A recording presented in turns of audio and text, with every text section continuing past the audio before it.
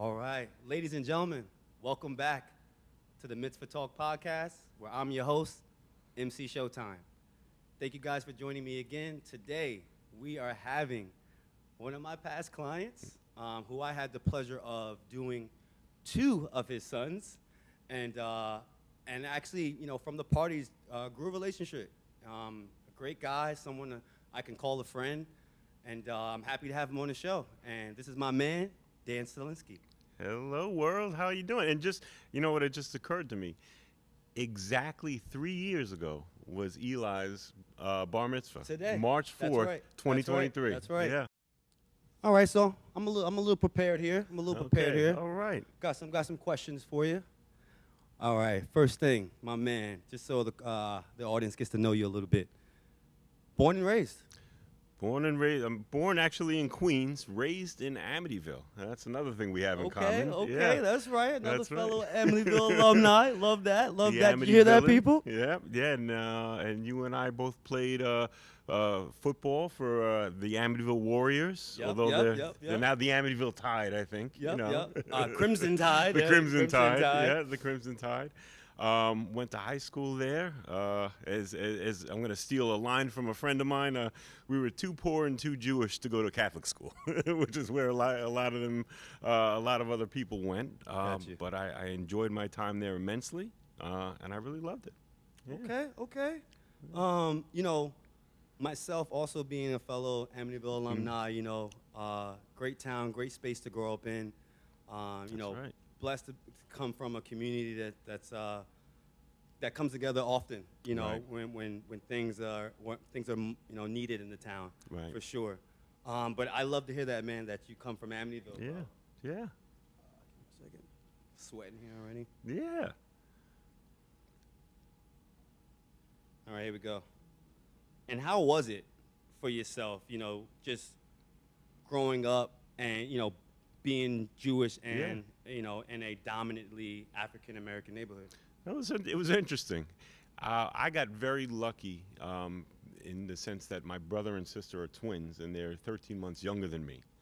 And we were essentially, with a few exceptions, the Jewish community. Right. No, there were a few others.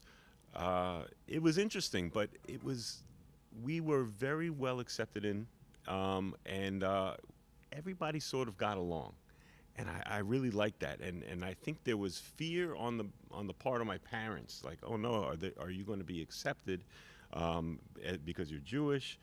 And it really wasn't. It didn't become an issue. I know it had become an issue for other people, but luckily for me, it hadn't. And my friends at the dinner table or at a party table essentially looked like the United Nations. It was a little bit of everybody from everywhere. Right. Yeah. That's one of the beautiful things about growing up in Amityville and seeing the diversity, in the school districts in the town, and being able to kind of, sit at any area of the lunch tables, That's right. and the different groups. I was that guy in school that was friends with everybody. Right. Was able to mingle with everybody and kind of be myself in all these different groups. So I did get a taste of different cultures in that way, but at the time, I was in school, I didn't go to school with a lot of Jewish kids. So, Right. I didn't get that chance to go to a bar mitzvah at 12 and 13 and experience, what that looks like and what that party looks like. So, with that being said, that's actually want to help Sure. me segue into my next question here. So what was your experience like, leading it up to your bar mitzvah day? Right. So it was an interesting time. And personally, it was a very difficult time for me. My mother had just passed away, and my brother and sister, were very close in age. So I had to wait a year because I was 14 and my brother and sister were both 13 when this happened. And our temple was like 2 doors. We lived on County Line Road. And back then, I don't know if it was around when you were there was a temple there called Beth Shalom. And that was literally 2 doors down from where we lived. And because there was a lot of trauma, they were like, well, Dan, you'll sit out a year and you guys will all have the bar mitzvah together. So we had like a triple bar mitzvah. And we had to rush through a lot of it. We went to Hebrew school late. We went to Hebrew school like leading up to it. I had to learn everything phonetically. Back then we had tape recorders, and the rabbi would literally tape record the sermon, and I learned it phonetically. I didn't even really learn how to read it. I had to learn it phonetically. But it was poignant because, so much had gone on. There's been a lot of trauma in the family. But this was a real major milestone. They say, Oh, pull the mic close. Oh, sure. They say, you become a man at your bar mitzvah, and that's sort of overlooked a lot because we're 13 and 14 years right? old. Yeah, There's no real man. But it was the first real major accomplishment that I feel that I made. So even though it may not have made me a man, it made me feel like I was able to achieve something. Right. It was sort of thrown together at the last minute, but in terms of like the religious part, it was really nice. In terms of the party part, it was interesting. Again, going to Amityville, the only real bar mitzvahs that I'd ever been to were friends from summer camp, or like relatives. Oh, right? So you went to camp too in the summer. That was a thing back then too. Right? That's not new. Kids going to camp forever. No, it's not new. It's a generational thing. My camp has been closed down probably for health reasons. What was the name of your camp? Camp Edward Isaacs. Edward Isaacs. Yeah, all right. Yeah. There are a few of your alumni went there, meaning people who would had showtime at their bar mitzvah too. Okay, I'll name and shame later. Okay. Okay. Cool. But back then, at least the way I saw it was that these games, the Coke and Pepsi game was like the big thing, right? Yeah. There weren't as many giveaways as there are now. There were, for sure. yeah, for sure. Oh my God, the nightmare giveaways. Another episode coming up. That's right. Swag. We'll talk about it. Trust me. You had to make your own like memory pieces. Like people would sit at tables and do things with the candle or do things with the floral arrangements. There was still a lot of dancing. The chicken song always came on. The electric slide always came on. A lot of them are still staples. Got you. But no, we're not doing chicken dance and electric slide anymore. But, all right. but I get you. Yeah, no, that's true. I might lose my job. I'll turn on the chicken dance. But go ahead. We had that. We had I think a lot more games to keep the kids involved because. I feel like there was a lot more interaction with the older folks at the bar mitzvahs, and as opposed to now that the younger people are so involved in it. I felt like there was a lot more of that, and when you involve the older and the elderly, sometimes with kids who are 12 and 13, they have a 12 and 13 attention span. Right. So you had to do something to really keep them involved. Right, so right. a So lot of the games were really yeah. came into play. So at your event, where'd you have it again? This was the Narragansett Inn. I don't even know if it's still around. Yeah. On Long Island? Yeah, it was on Long Island. It's probably been taken over or something, or been. So did you have 80 kids from your grade come? We had a lot of kids, but because it was 3 of us, we had to sort of proportion out. Yeah, exactly how many kids. So it was a fairly, there weren't quite as many kids. I remember us saying, I think we were able to bring 10 friends each, right? Okay. Yeah. Okay, so it was okay. we had 30 right. kids and mostly relatives. We just come from a very big family, so right. So many kids over there, and plus the children that we knew who were Jewish, like who came from summer camp and things like that, they came too. Okay. So okay. it was they were pretty big, but they had to keep it limited, and they had to keep it under budget. Okay. So as you start to see the events, you know what? Before we jump there, there's some of the things I want to talk about please. before we jump there. So your life kind of after the mitzvah scene, which is now more so kind of you're in high school right. now. What was that like going into high school? Now you've been bar mitzvah, and now you're that stepping into that manhood. Right. And now you're getting ready for school. Like, was there anything through high school that you had aspirations for? Anything you loved as a student or anything like that? I always wanted to be a lawyer. Oh, always wanted to be a lawyer. Always wanted to be a lawyer. All right. Yeah. That didn't just come and spring up. Okay, so always wanted to be a lawyer. Yeah. Wow. That's not most kids' No. dream, coming out from middle school, high school to be a lawyer. some may want to go to law school, but Right. not necessarily say, lawyer No, per se. I wanted to either that or be Batman. Okay, all right. Glad you went to law school, Dan. Exactly. I don't think I would have lasted long. And fighting crime in Amityville. Yeah. Probably been in some situations you could have fought in, but you Get might not very have won a busy. bunch of those battles. That's right. That's right. Great. Yeah, you need more Superman powers than Batman in the hood. Yeah. The Batman making his That's true. his ass kicked That's in true. Amityville. Oh yeah, exactly. Where are all these people coming from? Yeah, that's hilarious. So, all right, so you always wanted to be a lawyer. So Yeah. did you, besides playing, you mentioned playing football, same Right. as I did for Amityville, Right. playing for the Warriors. Did you have Matera as your coach? Coach Matera, unfortunately of blessed memory, he Yes, just yes. passed R.I.P. away. Coach Matera. Yeah, R.I.P. He was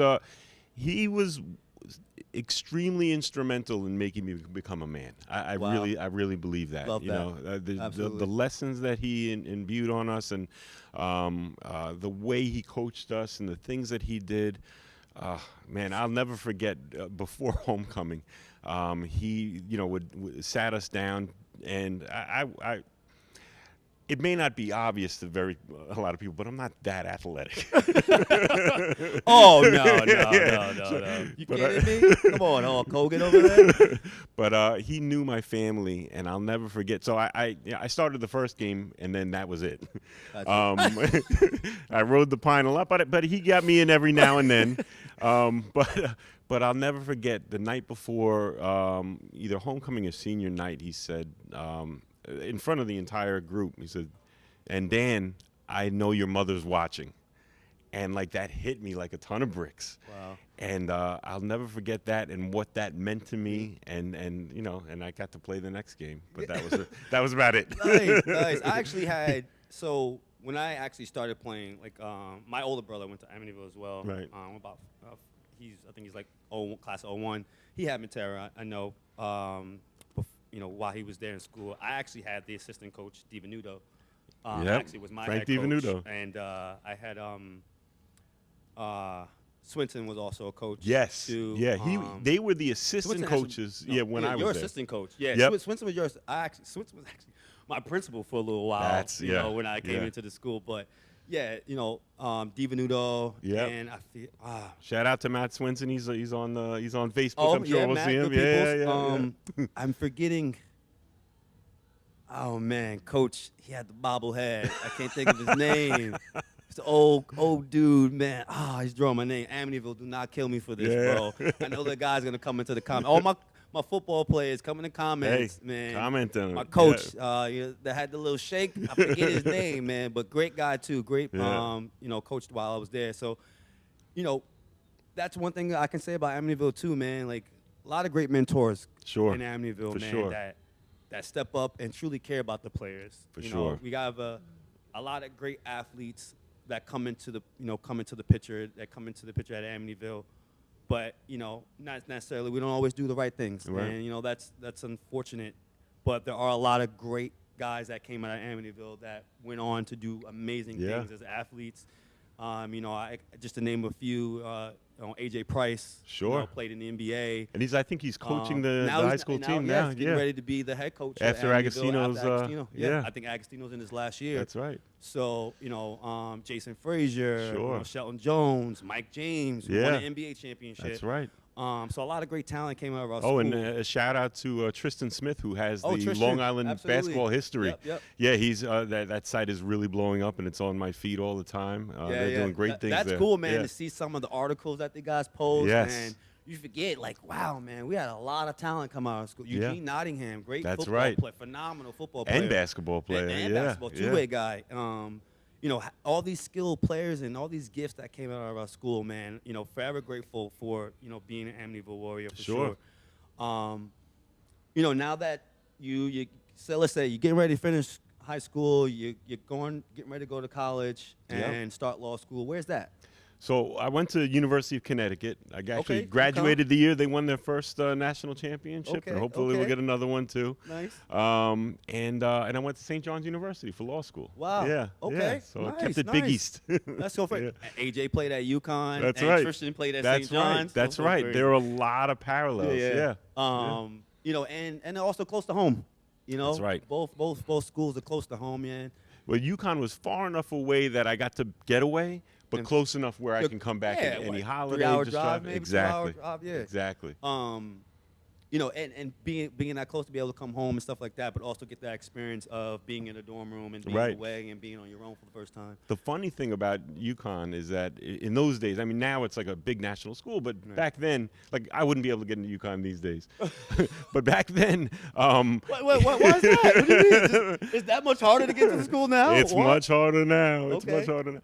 But it was a Connecticut school. You know, it's the University of Connecticut. Yeah. So everybody sort of knew each other already, and everybody had a New England accent. And I had this like annoying Fran Drescher, you know, like type accent that I stuck out like a sore thumb. And I would say, you know, I'm from Amityville, you know, like the Amityville Horror House. And they would say, there's a whorehouse in Amityville? I was like, no. Not a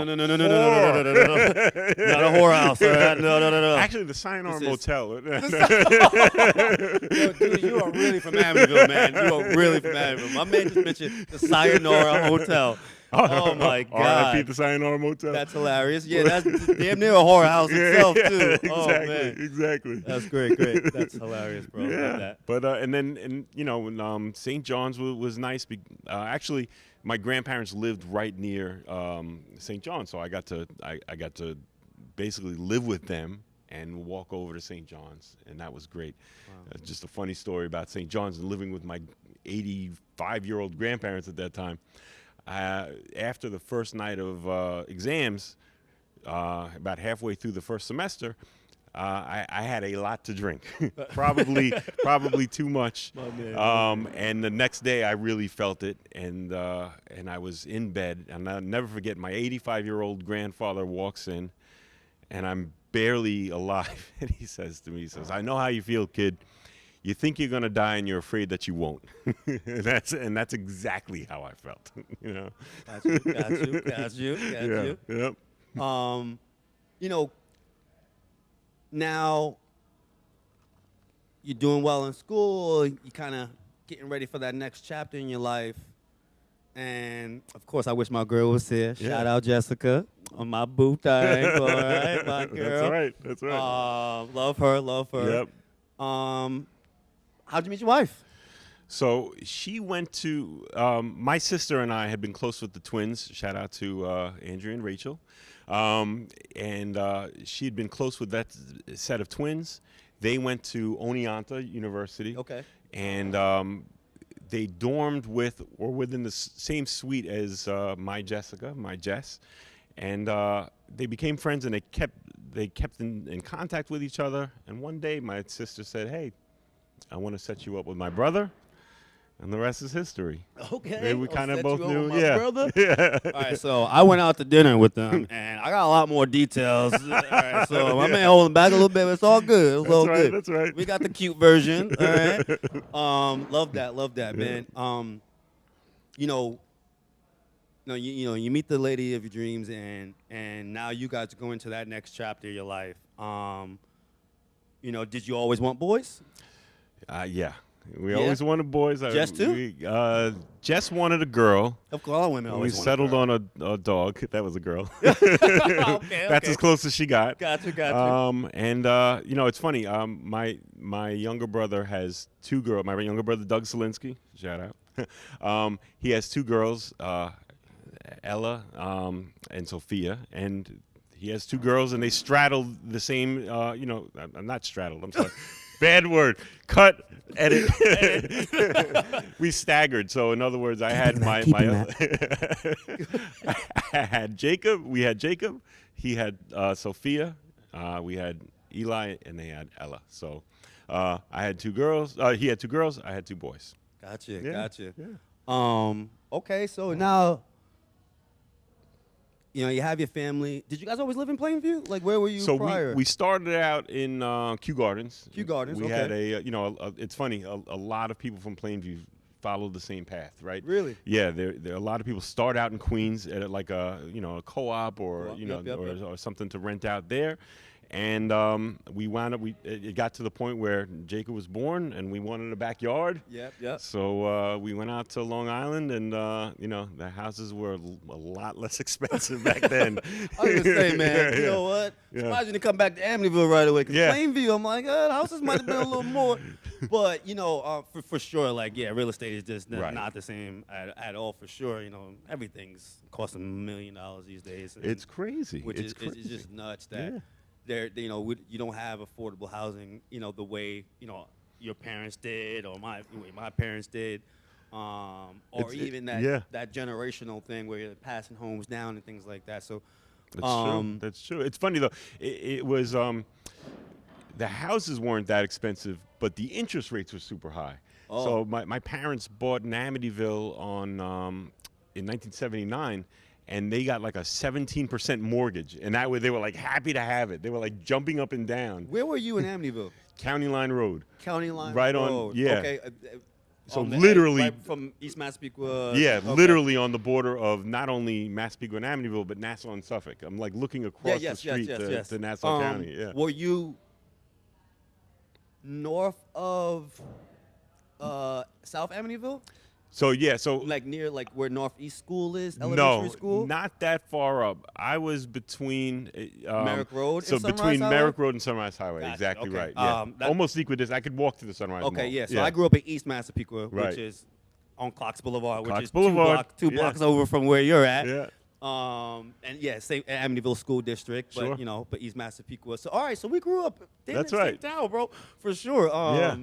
Yeah, blocks from each other. Yeah, literally blocks from each other. That's so crazy. And I worked at the Pizza Hut that's no longer there, and I used to deliver in East Massapequa. It was on Merrick Road, right across from County Line Farms, which I don't even know if that's there there was a anymore. Pizza Hut across from County Line Farms? Yes.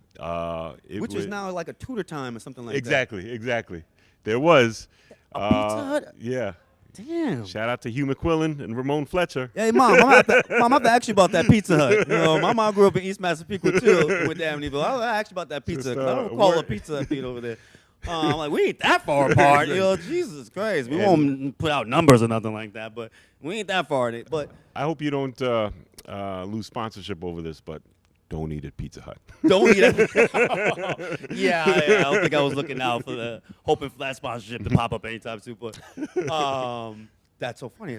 County Line Farms. That's right. right. I grew up going to County Line Farms, Sure. walking there and going to the deli in the back. Good friends of mine growing up, their mom worked back there, so that was always That's fun right. getting sandwiches before school and stuff That's like right. that. That's right. Did you go to Blue Tees? Was Blue Tees Blue around? Tees Pizza, yeah, it was Blue there. Tees was around But my too. favorite was Mike's. Mike's. And now Mike's is Ooh, Mike's Underground. Mike's in the Village. Yeah, Mike's yeah, in the yeah. Village. Yes, Mike's. Shout out to Esposito. That was another restaurant I was at Yeah. a lot of times too. That's so crazy. Yeah. That was Blue Tea was great, but Mike's was my place. Okay, Yeah. okay. Blue Tea was convenient for the high schoolers. That's true. That's yeah, true. I was Yeah, just yeah. right across the street. All right, so, all right, now you're from Kew Gardens to Plainview. You're Yep. now, you live in this family life, and I'm sure you want to kind of instill the same values into your Yes. children, as you had growing up. So now, as you step into the world of now prepping for your kids, Right. what was that first experience like for Jacob? So they both went to. We joined Midway Jewish Center, and we're still there. Okay. And all the kids went to Hebrew school, and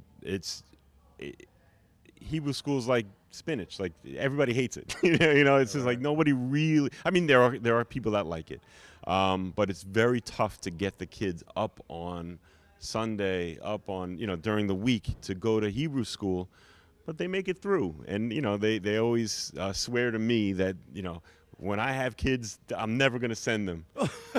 Before the bar mitzvah, the bar mitzvah, I'm never going to send them. And I think obviously I did a crash course in Hebrew school, so I said to myself, well, I'm never going to send them, but here I am. Right. But it was important for Jess and I both to instill those values, to make sure that they went to Hebrew school, and to do as much as possible.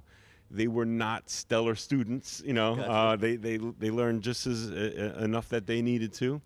But one of the things that was shocking to me was how far in advance they give you the bar mitzvah date. It's like Yeah. I think it's like 4 years in advance. Yeah, you because know. I have contracts out 3 years out. Yeah. You know, I have people booking me 3 years out, and I always question that too. Right. Like, how do you know? Like, and then a lot of the school districts, they get their dates out for to avoid right. the conflict of interest as far as dates go.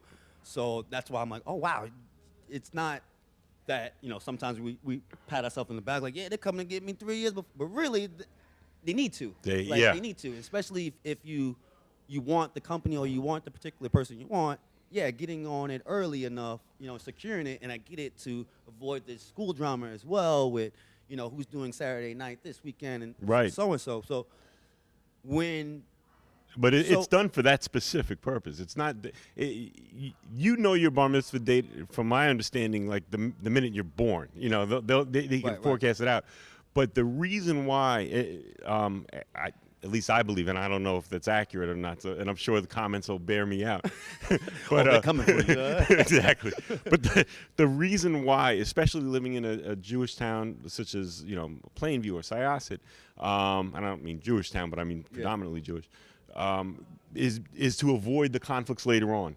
There is this mystery spreadsheet that for some reason all the moms have, right? that says exactly when these dates are, and it's made, you're made sure that you don't overlap with somebody else, because all that's going to do is cause heartaches. Two kids who have the same group of friends have to be scheduled on the same day. That's going to be a major problem. So these things are negotiated and mapped out well in advance, and and I hope this isn't shameless promotion for Showtime here, but Showtime is already famous even before I met him. And everybody said you have to, if you want to book Showtime, you have to do it early and often. You have to make sure you get there. So for the folks at home who are watching this, book early. Those holds I got, come on, guys. Don't pull the trigger. Book pull early, the trigger. because you don't want the Showtime not to do your party. So I just saying that bringing that up. I just today had a client where someone reached out for the date, and the right thing to do is, especially if I have knowledge of this client's date, and they ask me if I can do a hold. Not really doing holds as much anymore for this particular reason. Right. It's kind of like now we're just kind of sticking to first come, first serve type of things. But when it's a repeat client, I really want to be there for them. I want to honor that. And so I give the courtesy of giving them that call. Hey, listen, someone's inquiring about your date. I want to give you the opportunity to secure it, before we move on, before the company decides they want to book, they're going to go out and book me. But that happens, now that you're stepping into the world for yourself. The kids have, Jacob's going to Hebrew school, and that celebration's coming. Right. Was it a difficult process in the sense of picking places to have it? Because I know you had it at Temple of Voda, amazing venue, Comberg caterers, That's awesome right. staff. Absolutely. Now, shout out Mary Kinney. Now, Mary and Kenny, you guys did a great job with us. Yeah. So being that, during that process, did you look at other venues in the process? Did you guys, or did you just know you wanted to be at a Voda? What was that like? We did. So we had our wedding at East Meadow Jewish Center. Okay. Right? And the person who was in charge of the wedding was terrific. His name was Sean Farber. And I know he's Sean's still on the scene. He's still on the that's scene. Hassan's caterers. Yeah. Hassan caterers. Sorry That's if I'm right. saying it wrong. That's right. They had East Meadows Jewish Center. I know they had sold it some time back. Right. The catering portion of it, of course, some time back. But they still have Temple Judea, Temple Orleans, Right. Or two of their big venues. But yeah, Sean's been around for a long time. He's been around for a long time. He was terrific. And look, this is not to disparage anybody, but we met with him, and we met with Comber. We met with Avoda. And look, there were a lot of pros and cons, but ultimately we went with Avoda. Got you. And you can't go wrong with either place, either venue. You'll get a great party at both. But now you're selecting your venue. You're at Avoda. Voda came in, then now you're in shopping entertainment. Right. So, you had mentioned, clients had, said to you, go get Showtime and things like that. Did you ever consider another MC? Did you guys ever meet with anybody? Did you? And this is gonna sound bad, but no. No, don't lie. You don't gotta lie. I know I'm. No. You can tell me the So truth, bro. you were the first one. Well, you were sought after, Okay, and, got and, you. and still is. Got you. And we had, I believe we had others on the list. Okay. But once we had the meeting, and to be completely frank, once I met you, I loved you. Oh, thank you. And then Thank once you. I found out you were from Amityville, it was Oh, over. It was man. like Yeah, cancel yeah. the rest of the I was appointments. going to say that too. I was like, I think that connection kind of won it over in that meeting that day. But what was the most helpful for me, and feel free to cut this out. I'll put that up there. Just cut that part out. What was the most helpful was that you get advice from a million people, right? People are constantly saying, you have to do this, you have to go, make sure you get this, make sure you get this on the wall, make sure you get this. Right. Our questions and answers began and ended with you in terms of how much we should do, what we should do, where we should go, what vendors we should pick. And even though we were getting advice from Comber caterers, even though we were getting advice as to what to do, everything ran through you. You quarterbacked the entire thing, and that was so important to us. It was more important to get the advice from you because you're in the mix. Right. You're not just watching the mix. You're not Right. putting together the mix. You are in it, making it happen. That it became, you were the yes and no, and to your credit, you were always available for us. Always available for us. If we needed a phone call, if we needed an email, it was there, and really, you quarterbacked the entire thing. Thank you. Like, and being in the seat that I'm in, and being, put in a place where, being with ET, I transitioned into the main office where I made myself more available. Right. A lot of MCs aren't that available. That's right. You don't get to have that conversation with the MCs through the process of it until you get closer to the event where you'll finally be able to get a chance to, have a conversation with that MC Right. about everything that you've already discussed with your sales team. But if I can just Yeah, go interrupt, the real challenge it was all a challenge, but what was even a harder challenge for Jacob's bar mitzvah was that it was in the wake of COVID. Oh, that's right. Yeah. That's right. So that's right. we had to, first of all, we had people canceling left and right. We had a question of, this was one of the first post-COVID bar mitzvahs. Yeah, yep. And we had, there was a much smaller crowd, and we were very worried about that. There was a question of what to wear in terms of masks, to make, Right. they were literally Jacob Solinsky themed masks, Yeah, that we yeah. got to wear. And again, I have to say, we Didn't had. feel like that in the room, though. That's where I was going with this, because you made this happen. And when we wrote the letter to you at the end, you made it feel like it wasn't COVID. You made it feel like, even though there were probably half the guests there than they were at Eli's, you made it feel like it was actually, as packed as it could be. Right. And even though that there were some people missing, it wasn't missed. Yeah, for sure. Like, Yeah. my approach doesn't change. Whether I have 300 guests in the room or I have 75 guests Right. in the room, I don't treat the parties any differently. Whoever that guest of honor is that day, that family, deserves a great time. One thing for me too with the guest of honors, that kid sometimes isn't always that popular kid in Right. his school. Isn't always that kid that hangs out with everyone. But, he invited everyone to his party. Right. He has 5 hours to be that kid, Yes. to be that dude, to be, or that girl in the spotlight for a change. And that's their time. And no one can tell them any different that day. So for me, that's more important than anything, is that kid gets to truly shine that day and have their moment. And whether they never have that moment again, they had it. Yeah. There's something they could talk about, look back on. So yeah, my approach to the clients is, how would you feel if the tables were reversed, and this was Right. your party? Like, you want someone that's gonna be, present. You want someone that's gonna be out on the floor. You don't want an MC that's gonna disappear from your party and spend 30 minutes somewhere outside. Like, for me, having that chemistry, I should say, at the parties with the guest of honor, and people say, build chemistry. You just met them. Like, actually, no, it's a process. You Yeah. know, I talked to them multiple times, and even at the party, you know, that first cocktail hour is truly important. You know, Right. it's our time to break the ice with the kids, to get them fired up for the party, for me to befriend ringleaders and kids I'm going to see throughout the season, and really build that chemistry with the kids, because you want that, you know, Right. and they don't feel like they're coming out with strangers as much when you give them that opportunity to kind of, you know, get to know you and break the ice a bit. So thank you for acknowledging that. You No, know, absolutely. and knowing that, yeah. What's I know- even more special, not even more special, Yeah. but what's just as special is that when Jacob and Eli have gone to these parties and see you, you remember them. You Oh, go yeah, out. yeah, yeah. You remember all of your alumni. Yeah, you know?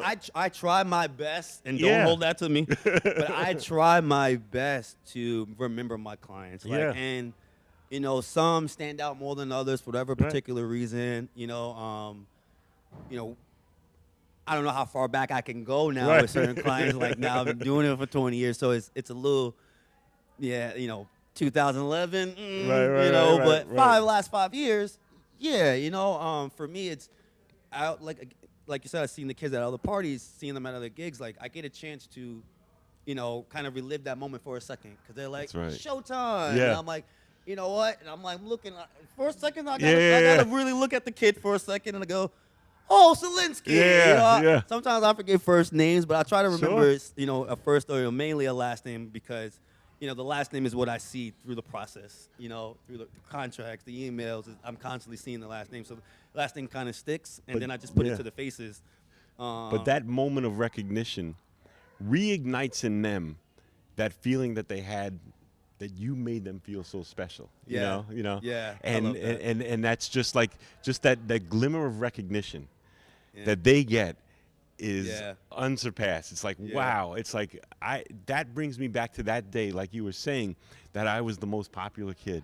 Yeah. And that everybody was there for me. Yeah. And that glimmer of recognition just brings them back, I Yeah. think, you know. And Yeah. you know, and it's now to play the other, you know, the other end of that, where if I don't remember you, Right. like, some of them are like, you could be rude. Like, I try my best to remember, but you got one black guy to remember. You know, like, I do Right. multiple parties a weekend. Like, I'm Yeah. doing 2-3 gigs a weekend. So, you know, when they, like, if your party was 6 years ago and you're like, Showtime, remember us? And Yeah. I'm like, I think so. And they're like, you don't remember us? And then don't make me feel bad for not Right, remembering right, you. That's right. not fair. That's true. Like, That's you know true. how many people Yeah. I see, like, how many phone calls I have, like, don't make me feel bad for not remembering. I try my best to Yeah. remember you guys. And when I do, I acknowledge. I hug and say hello.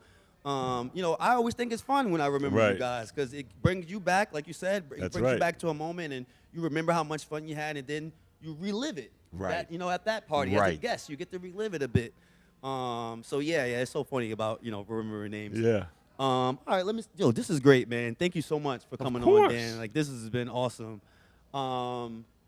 You know, you kind of already gave me your experience with ET, so I'll skip down.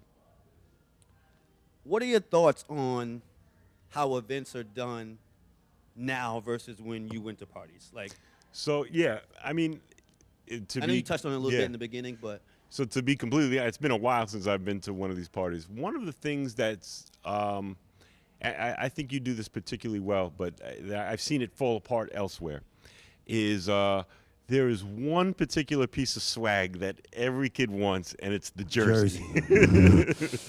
And it's the jerseys. And the funny thing is, and I hope I'm not blowing up any spots here, that the jerseys themselves are very they can be bought en masse if you start early enough from these companies that produce them for like $10 and $15 a piece, but they're beautifully done. They look they're authentic. meticulously authentic, but nobody has the authentic jerseys, and if they do, their father owns the NBA team that they're sending out. Yeah. Yeah.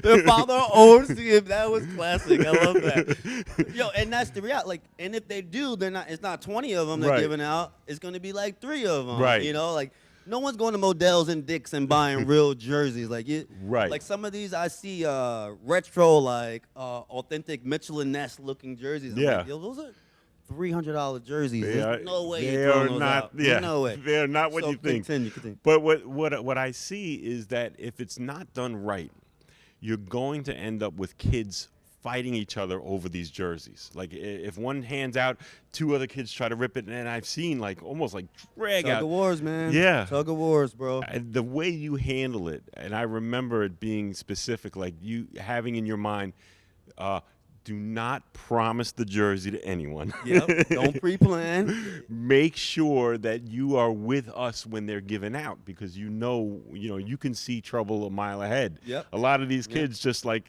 this is the last jersey I'm ever going to see. I'm going to run and get it, and they'll tackle each other. And throwing. I Yeah. tell the guests of honors every single party, don't throw the jerseys into the crowd. That's right. That's right. You may think it's funny to see your friends in a wrestling match in the middle of the dance floor, but as an MC, I now have to stop what I'm doing. That's right. Sometimes they don't always have security. Like a Voda will put security right in the middle of the dance floor to stop Right. the chaos, because we don't want anyone to get hurt. Right. Like that stops the flow of things. When someone gets hurt, we got to cater to a kid because whatever. But I have to now get off the microphone, break up a wrestling match because they're fighting over this jersey, and it stops me from the engagement Right. that I'm hired for. Right. Like I feel like I say this a lot of times now too. Like I feel like I work at Macy's. Like I'm just handing out Right. clothes the whole party. I'm like, I came in as an MC where I was the MC. I was a dancing MC. Like you don't really see fun follow-alongs Right. with the kids as much anymore, because 9 times out of 10 now they're waving their hands up in their faces because they want something. Right. But the MCs that understand, like, okay, take advantage of cocktail hour, let the kids, I need to see you rocking out there tonight. I Right. need to see you partying. Right. You got the swag back there, but you got to turn up. I need to see you rocking for the guest of honor. And you got to talk this lingo to them, because if you don't, it's just a free-for-all of hands and gimme. It's not even Right. a party anymore. It's like, the adults are rocking on the back end, and then the adults can be just as bad too. You guys are Yes. sometimes worse than the kids Yeah. when it comes to the swag. It's like, I'm MCing, I'm trying to control some kids, and you're stopping me to go behind the thing to go grab Hey, something. make sure my kid gets this. Can you make sure this happens? The guilt trips And too. yeah. And see my kid picking up the kid. Yeah. Can we get a jersey? I'm like, listen. Like, first off, the jerseys are for these 12 and 13-year-olds. Yeah. Like, the jersey doesn't even fit your kid. Your kid's 3 years old. Like, you waiting for him to grow into this player's gonna get traded next week. Right, exactly. Like, you don't even want the jersey. I So don't it's think your kid was such a big Wilt Chamberlain fan, yeah, but I guess. oh man, it's just insane. So it really has changed the dynamic of the parties for sure. Yeah, we And- were lucky to get an inflatable saxophone. and when I came in, that's what it was. It was fedora hats, sunglasses, the glow sticks, and it was that simple stuff that the kids wanted just as much as they Right. want the swag, because that was what was given out. But with that stuff, they wear it, it's on. Now you're good. Right, everyone. And everyone's good. You're not looking to get a pair of PJ pants, a pair of shorts, a T-shirt, a bucket hat, a sweat cap, tank tops. It's like, Yeah. my God, like they got a variety of stuff to give out, and it now has become the norm. Yes. So the kids expect it, and the ones that don't have it, they're like sad about it, and that hurts me the most, because Right. that's not what the parties are about. It's Right. not what the celebrations is about. That's not what you went to Hebrew school for. That's not what you went to, you read from the Torah for. That's not why you Right. did any of it. But yet, now with the parents, it's, I got to do it because I don't want my kid to be the kid that not have the swag. Right. Like, or I don't want my party to not be the good party because we didn't have the swag. And it's like, I'm like, I want to like protest and shout out to my swag vendors. Yeah. Love you guys. Not trying to take the business or nothing like that. You can still brand stuff, but I'm trying to let's reprogram these kids, because in Right. Connecticut they don't care about it. Right. I go up to Connecticut and do parties. They don't care about it at all. They're still into the parties, and if they see it, it's amazing. They'll love it. They'll want it. But now here, it's like it's done so frequently to where it used to be swag was for late season kids. It was for Right. that late 8th grader, and they needed a little something more. They've gone to a million parties. We needed something a little more to pull them out. Right. Okay, understandable. But now you got 6th graders, because the girls are bar mitzvah on the earlier side. So you got 6th graders coming in and it's insane. Like they're like, what do you have tonight? I'm like, what do I have tonight? Yeah. It's not why you're here. Like, what do I have tonight? Like, I have your friend yeah. reading from yes, the Haftorah. your friend is Yeah, here. yeah. We're gonna do a horror Yeah, celebration yeah. and a candle. They're like, no, we want to. What you got? What you get? Well, oh my God. So in my mind, I'm like, let's reprogram the kids for like 2009 and Yeah. 10. The ones that aren't really, they're young enough to not really get it, and then as they start to go a little, they're not seeing it as much. So I'm like, Right. something has to change because now, even with the MCs, like when I came in, like I said, you have to have a gift for this, or you have to have a personality for this to deal with different personalities each and every week, and not every party is the same. Right. Doesn't feel the same, especially when you're engaging with the crowd, and not everyone interacts the same. Like, but it was more so actual dancing interaction. Right. Dancers were actual motivators and really rocking and having fun with you and dancing with you. Now they're carrying shirts like this in their arms Right. and trying to dance at the same time. And I'm like, yo, it just looks silly because I have a lot of talented dancers that don't get a chance to kind of display that. Like talented dancers that go to they're at Broadway Dance Academy, in the city. Like they're Right. going on auditions. They're touring with artists and things like that. But you never know because half the party, they're just running back and forth handing stuff out. So the times have changed a lot, man. And Well, I'm glad the parents notice it too. You're a parent that For notices sure. it. It's some people are not even wanting to do the party because of the way the swag is.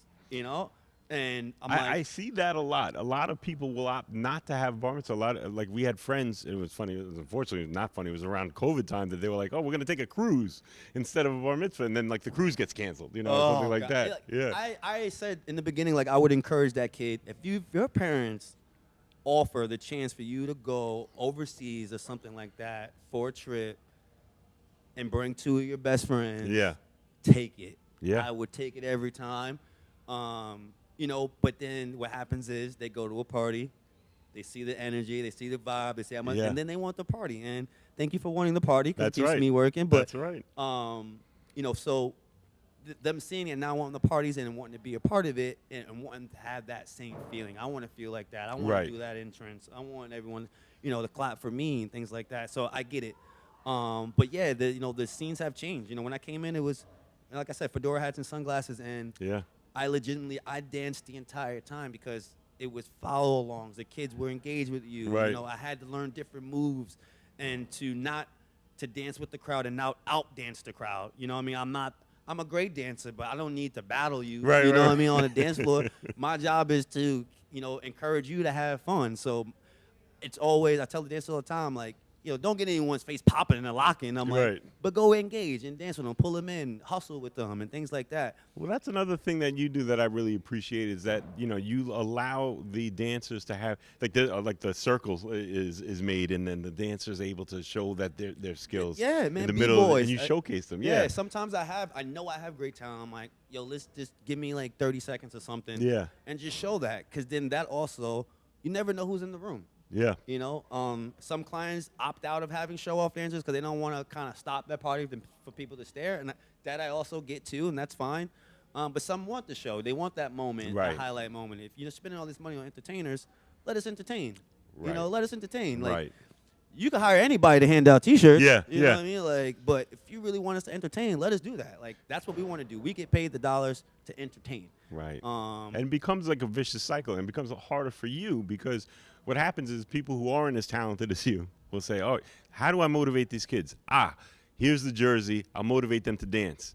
And now it becomes like But, Pavlov's dog. Dude, and what now do you do without it? yeah, What do you, exactly. I literally was having this conversation earlier today, with one of the owner from the other companies. Yeah. And people think we're like enemies. And we're not all enemies out here. Right. Like we all talk to each other. We're cool. So like explain to him too, like MCs now, like especially newer ones, how tough it is for them. Because Yeah. take those boxes away. How do you engage? Yeah. What's your niche? Like, what is it what are you doing? Then, are you that great dancer? Cool. All right, go out there and dance. But what are you saying while you're dancing? Like, are you creating vibes? Like, Right. some MCs MC for themselves. They like the sound of their own voice, and they're MCing for themselves and not MCing for the crowd. Like, I like creating moments and then kind of stepping out of it. And Right. videographers appreciate that too, because the party's not about me. When you watch a film back, yeah, I'm there because I'm on the microphone. But if there's a moment where you're dancing with your wife and everyone's rocking, I don't need to be in between you guys. Right, You know what I right. mean? With my face in the middle, blah, blah, blah. Like, no, step back. Let that cameraman capture that moment because they're going to love watching that later. That's right. You know, so I'm a big fan of creating moments and then stepping back. Creating a moment for you guys and then stepping back. You know, hearing a song come in, oh, they're going to love this one. Let me create a moment for it. And then Right. let them go. You know, I can't stand the bantering MC. You know, the bantering MC to me is constantly just, hey, yo, yeah. yo. I was like, yo, dude. They want to hear the music. They want to hear the music, man. No one wants to hear you talk all night long. And those are things I learned early on, too. Like, I used to talk a lot, and I had to get into that realm of, yo, bro, hype it, walk away from it. Hype it, walk away Right. from it. Like, they don't need a talk show host. Now I'm a talk show host. But they don't need a talk show host, you know, that night of their party. You know, they want an MC. They want the party aspect of it. Sure. Man, I love this. I could do this all day with you. Yeah. Now, you've done your first mitzvah. You know, you've gone through this through your second time. I know the first time around was a little different with Right. Jacob because of the COVID situation, but now you're on to your second party with Eli. Right. You know, you're now, you know, you had such a great time and working with the vendors that you had that you kind of repeated the vendors Exactly. the second time around, and which most do, you know. Right. If everything goes well, they'll repeat the staff and say, you know, why switch it up when I had such a Right. good time? If it ain't broke, Yeah, don't fix it, or exactly. if it ain't broke, don't break it, as my You brother know, would so say. Yeah. you know, so now you go through with Eli, another great party, another great celebration with you Yeah. guys. And we got to like, all right, now we get to really see what you can do. Right, because right, 'cause now you we had have a a full full room. room, Yeah, yeah, exactly. yep. And it was so And great. Eli was great, man. Yeah, And yeah. one of the coolest little dudes, man. Yeah. And I love that his engagement with his friends were in a sense of, I want everyone to have fun, showtime. Like he wanted everyone to walk away having fun. And you know, sometimes the kids get kind of stuck in catering to the best friends in that Right. small niche group, and not really the other 80 kids you invited to the Right. party. So Eli made it his business to like make sure swag went to other kids That's that right. he doesn't normally hang Yeah. out with every weekend. Yeah. And made sure that other kids got, and was like, yeah, don't worry about, I'll get those friends, but Yep. make sure. And I'm like, dude, I love you, little grown man, little Yeah, grown, yeah. and just that mindset to me is like, you know, that's the kid raised well. You know, Yes, that's sir. the kid raised well, Well, and thank you. he has great values instilled in him. So Yeah. I thought that was really cool. That's the one thing I definitely remember about Eli, and just his personality was just bright. You know, for being Yeah. such a little guy, I'm pretty sure not as little Not anymore. anymore. Not Yeah, anymore. yeah. At the time, you know, had such a big personality, and I love that. Tell me a little bit about your engagement in your community. I know you are you run Plainview Dads, Plainview Dads, the administrative Facebook Plainview site. Dad, yep. And what made you do that? So it was actually Jess's idea. Jess's idea to start a Plainview Dad site. Yeah. Okay, Jess. So I started in the Bronx DA's office, which was the best job I ever had. And then I worked for the courts for a little while, and then I went into private practice to a local firm called Salinger, Sack, Kimmel, Bavaro. And we were thinking of ways to network, right? Ways to like expand, you know, client base, ways to expand, you know, people in the community. And, you know, my wife Jess was like looking at Plainview Moms. She was like, hey, this is Plainview Moms, where everyone like kind of sits and complains and, you know, talks about the community. She's like, maybe there should be a Plainview Dads. So I started with 5 people, and we're just under 3,000 people already, you know, in the Wow. community. Yeah. Wow. And we have like these networking events, and the Wow. the site is great. We try to keep it no politics, no religion, you know, gentlemen's rules, you know. Gotcha. But And I'm in it. Too. yeah, And that's right. That's it right. is Yeah. hilarious. It gets man. funny. It gets funny. Some of the stuff Yeah. I see posted, like, oh, these dads are funny, Yeah. man. Like, just like the local stuff they talk about. That's right. But I love how you guys share the important stuff, too. That's like, right. When things are going on or something bad happened you got that information is shared, and I Right. love that community camaraderie that you guys have on Yeah. the site. And I see a couple guys need to get checked sometimes Yeah, too. Like, that's all right, right. man, not That's the right. place for it, bro. Well, Love that. we try to put together like networking events. In fact, we have one coming up in late March. Yeah, you guys just had to Yeah. reschedule one. I That's saw right, that's because of the storm. snow. Yeah. But that's really, and I'd like to see you at some of these too. Yeah. You really Okay, kind of get okay. in, you get into to know who's in the community, what they do for a living, and how everyone tries to help each other. Yeah. It's really nice. It's like they used to. I used to hear about BNI groups, and nothing against BNI groups, but it's kind of nice to know the people that you're involved with, not just because you happen to be in the same group with them, but because you live among them, and you have common experiences. Your kids go to school together. You work in the same field. You run into them in the courthouse. That I love, and it's a full-time job being the administrator of it. I was you gonna know. say, Yeah, bro, yeah. like, what do you deal with, like,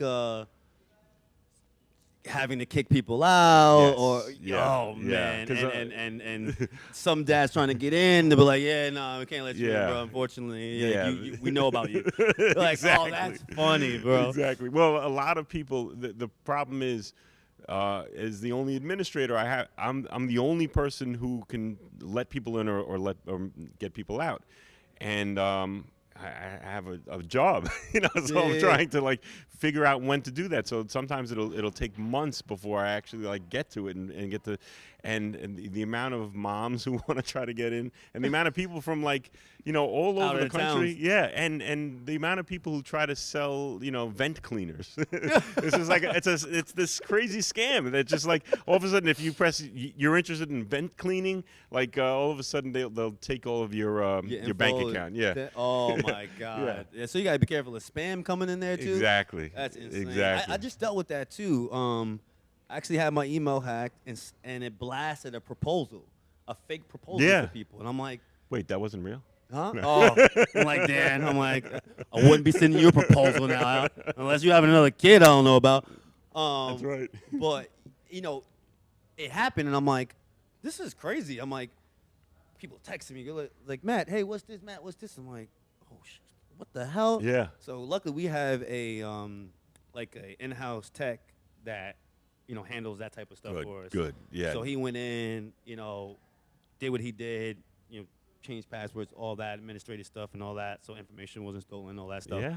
It's and then scary. we put out a blast to the clients, letting them know everything was fine. But yeah, that stuff happens, You man. click a link and then that could be it. But it Yeah. happened because I clicked somebody else's link that That's sent right. me a proposal. That's right. It came from a friend in the industry, and I was like, oh, what's this? No doubt, bro. Yeah. Click, click. Now I'm like, I'm trying to click, click, click, click, click. And what All I'm of a doing, sudden- clicking away all my information. Yeah. That's exactly what I'm like, oh my God. So yeah, be careful with your emails and what you Yes. open up out there. It's just the time period we live in now. Scammers all online. So be That's careful right. with that. That's right. All right, so you did Plainview Dads, and that's like how you contribute to the neighborhood and everything Yes. like that, and your part. Do you do anything with sports teams or anything like that? Well, when the kids were younger, I used to like help coach and things like that. But the only thing scarier than watching your kid, participate in a sport is the parents. Right. So I kind of like backed away, like Homer into the bush. Yeah. I funny, look, that's funny. Okay. Okay. Eli's still playing soccer, so I'm always there. I go to every game. I think my days of coaching. Jacob a senior? Yeah. Jacob's a senior. He's Yeah, going to yep. Michigan State. Michigan yeah, State. Yeah. He's super excited. Okay, he won't be okay, playing football okay. there. Okay. But he's super excited about Wow. that. And he's Yeah. going to the dorm there and all that. Yep. Well, of course, Yeah. Michigan's not gonna fly back and forth. Silly question, but Yeah. that's cool, man. It's also cool on my end too, because I end up being friends with a lot of clients on Facebook, and that's also sure. how I keep in touch. And also watching the kids grow, and like some of them, like kids that graduate in college, Yeah. like, and I'm like, oh my God, I've been doing it that long. That kid's graduating college now. Like, I remember doing your party and things like that, and just seeing that, and now knowing that in the next few years, next 5 years or so, I'm gonna be doing some weddings of kids that That's did right. their That's their right. mitzvahs. Like, you know, if And you kids, still look the same. yeah, oh my God, thank you, appreciate that. Oh. I got some grades coming in here that The truth I'm is, now embracing. black don't crack. Black don't crack, baby. Let them And know. Jews age like avocados. Never heard that one, but that's hilarious. I stole that from somebody. And they age quick. Avocados. Yeah. Oh my God. Okay, that's classic. Listen, Dan, this has been great, man. I've had a lot of fun sitting here talking with you. Yeah, bro. no, absolutely. It just reminds me that we're due for a dinner date, bro. For sure, Like, we're for definitely sure. due. Would love to see Jess. Yeah, you know, I definitely. know we had tried last year and it just didn't work out. You know, as far as timing. It's usually the day before visiting day for the kids that we Right. try I to was get gonna say together. right before Yeah, the kids yeah, get yeah. back, and I know things didn't work out, but you know, It will this year. Yeah, this summer it Yeah, will. for We'll sure, make sure for that works sure. out. And listen, I wish you the best of luck on this podcast. This is Thank you. great. This is this is what's needed. There's nothing like this. Thank you. You know, Yeah. I wanted to, give a chance to bring people into what they see, on the outside, and kind of give more details on what we do. Like, I still have family members that still barely know type of insight. Yeah. Like I'm with my mom and brothers, of course, but and it's nice to be able to open up people to my world now and show them why I've been here for so long, Yeah. why I love this. So I want to get a chance for people to meet great people like That's right, you yeah. that I've gotten a Yeah. chance to meet, and highlight other vendors in our industry, guys that have been doing it for years and have great followings for themselves, and kind of just bring all that, manifest all that positive energy, man, and kind of spread it out and let people know, like, the mitzvah world is where it's at. That's right. We have fun over here. That's The right. parties are unbelievable. All the love in the room. For 5 hours or less, no worries, no concerns. People just dancing. I wish I could live every day like that, but unfortunately, we're in the real world, and it's not the case. That's right. Especially the world we live in right now with Yeah. all the chaos out there, and it's nice to be in in the realm of positivity. Right. So again, thank you guys for joining in here again with me here on the Mitzvah Talk podcast. Thank you guys for joining me. I appreciate it. Take care. Catch me All at the right. next one. That was great, man. That was great. Woo! Well done, brother. Thank you, man. I can't believe it.